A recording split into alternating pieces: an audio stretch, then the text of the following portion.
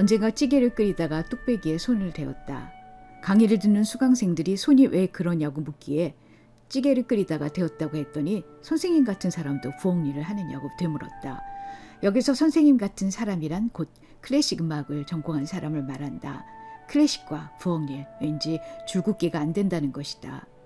선생님 같은 분은 클래식 음악이 은은하게 흐르는 멋진 것이라서 와인잔을 기울이며 무드 있게 사는 줄 알았는데요. 이렇게 말하는 이도 있었다. 이 무슨 심각한 오해란 말인가. 클래식 음악의 와인잔이라니. 집에 변변한 오디오 장비도 없는데 왜 그런 생각을 하는 걸까? 아마 우리 사회에서 클래식 음악을 전공하려면 그리고 그것을 즐기면서 살려면 상당한 정도의 재력이 뒷받침되어야 한다는 선입견이 작용했기 때문일 것이다. 내 직업은 프리랜서다. 말이 좋아 프리랜서지 사실 엄밀하게 말하자면 내 직업은 비정규직 정신 노동자다. 원고 청탁이 들어와야 겨우 쥐꼬리바란 원고료라도 받을 수 있을 뿐 보너스와 퇴직금은 물론이고 정기적인 수입조차 없다. 가끔가다 책을 써서 몇 푼 안 되는 인세를 챙기는 것. 그것이 보너스라면 보너스일 것이다. 이렇게 대책 안 서는 직업이 바로 프리랜서라는 직업이다. 어떻게 보면 프리랜서라는 말은 이 시대가 글줄깨나 쓰는 화이트 칼라 실업자들에게 붙여준 허울 좋은 이름인지도 모른다. 몇 년 동안 소식을 모르고 지내던 한 후배가 신문에서 내가 쓴 글을 읽었단다. 이름 옆에 프리랜서라고 쓰여져 있는 걸 보고 아, 실업자구나 라고 생각했던 얘기를 듣고 한참 웃었다. 프리랜서가 좋은 점이 있긴 하다. 출퇴근할 필요가 없기 때문에 시간이 자유롭다는 것. 휴가 기간을 자기 마음대로 정할 수 있다는 것. 상사의 눈치를 보지 않아도 된다는 것. 절대로 잘릴 염려가 없다는 것 등이다. 이렇게 좋은 점이 많은 반면에 나쁜 점은 단 하나밖에 없다. 수입이 보장되지 않는다는 것. 하지만 이 단 하나의 단점이 앞에서 열거한 몇 개의 장점들을 다 합친 것보다 무거우니 바로 이것이 문제이다. 세상에 먹고 사는 문제만큼 더 절박한 것이 또 있을까? 가끔가다 기자와 인터뷰를 할 때가 있다. 그럴 때 왜 책을 쓰느냐는 질문을 받는 경우가 있다.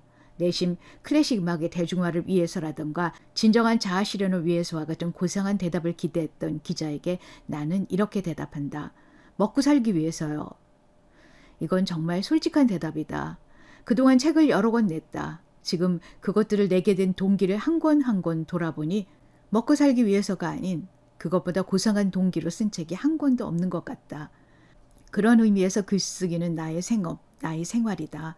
이것밖에 할 줄 아는 게 없으니 PC, 글쓰기는 내 운명이라고 해도 좋을 것이다. 젊었을 때는 신문이나 잡지에 쪽글을 쓰는 것으로 연명했다. 어쩌다 원고 청탁이 들어오면 그 순간 내 머릿속에는 그 원고료로 메꿀 수 있는 크고 작은 지출 항목들이 주마등처럼 스쳐 지나가곤 했다. 원고를 보내고 매일같이 통장을 보며 원고료가 들어왔는지 확인했으며 어쩌다 원고료가 안 들어오면 어느 정도까지 기다렸다가 담당자에게 전화를 해야 내 품위와 체면에 손상이 가지 않을까 고민하곤 했다. 이렇게 글 쓰는 일이 생업이었기에 나는 내가 쓸 수 있는 글을 무조건 썼다. 아무리 허드레한 지면이라도 아무리 쥐꼬리만한 원고료라도 마다하지 않았다. 그나마 버는 것이 안 버는 것보다 나았으니까. 내가 존경에 맞지 않는 작곡가 모차르트는 생애 후반부에 프리랜서로 살았다. 자츠부르크 대주교 밑에서 일할 때 모차르트는 자신의 고용주인 대주교와 종종 마찰을 빚었다. 그러다가 모차르트는 결국 후원자로부터 독립해 생애 마지막 10년을 프리랜서로 살았다. 음악가가 하인보다 조금 나은 고용인에서 독립된 예술가로 이행하는 변혁의 와중에서 스스로 프리랜서로서의 고단한 삶을 선택했던 것이다. 모든 자유에는 대가가 따르기 마련이다. 모차르트에게 자유의 대가는 참담한 배고픔이었다. 그는 매일매일 일용한 양식을 얻기 위해 곡을 써야만 했다. 이 시기 모차르트는 정말로 너무나 비참한 처지에 있었다. 빚에 쪼들린 나머지 쥐꼬리만한 돈을 받고 밤낮 없이 곡을 써야 했으며 아내인 콘스탄자는 병에 걸려 온천을 전전하고 있었다. 그런데 바로 이 무렵 모차르트가 자신의 생애를 통틀어 가장 극심한 고통 속에 있었던 바로 이 무렵 신으로부터 부여받은 그의 창조성은 오히려 더욱 찬란하게 떠올랐다. 세속의 고통이 그의 에너지를 고갈시키기는커녕 더욱 찬란한 불꽃으로 피어나게 한 것이다.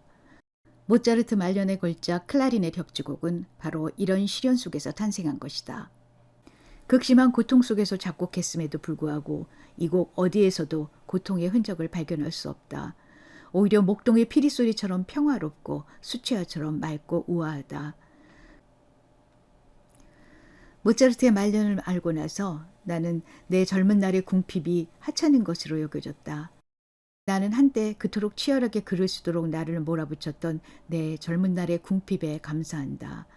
내가 만약 멋진 소파에 앉아 와인잔을 기울일 수 있는 처지에 있었다면 이토록 고통스러운 글쓰기를 계속할 수 있었을까?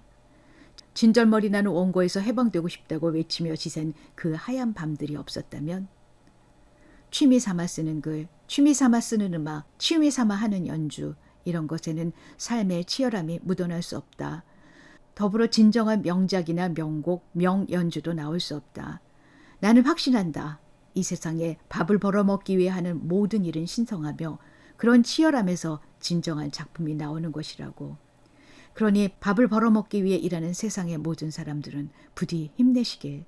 그렇게 치열하게 일하다 보면 어느 순간에 정말로 세상의 길이 나불 걸작이 탄생할지도 모르는 일이니까. 궁핍 속에서 쓴 모차르트의 클라리넷 협주곡처럼.